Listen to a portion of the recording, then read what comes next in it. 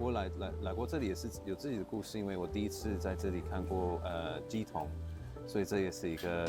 可能很少外国人会有机会接触到的台湾文化。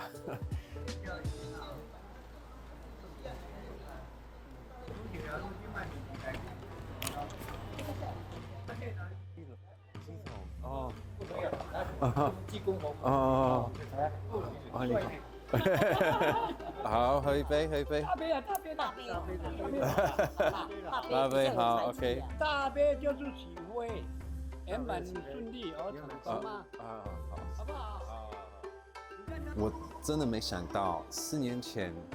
我遇到的那个鸡桶，今天一样会遇到，而且他那时候一样是技工，今天也是技工师傅。我完全没想到这种事情会发生，这是很神奇的。其实我不知道别的技工师傅会怎么样，但是这个会很关心，我感觉他很关心别人，而且他很会喝酒，这应该是最主要的。洗好了。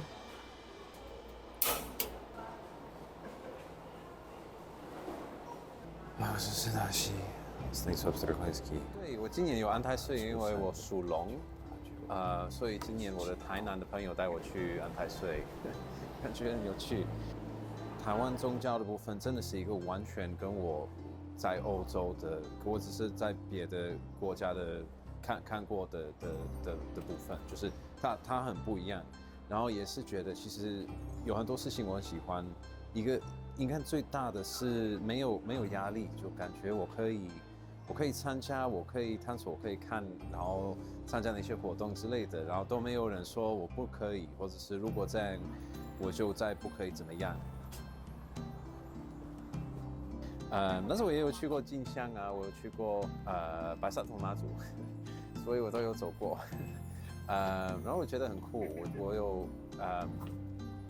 我没想到台湾会有这么硬核的一个活动，就是那么多天都睡那么少觉，真的是不容易、不简单的事情。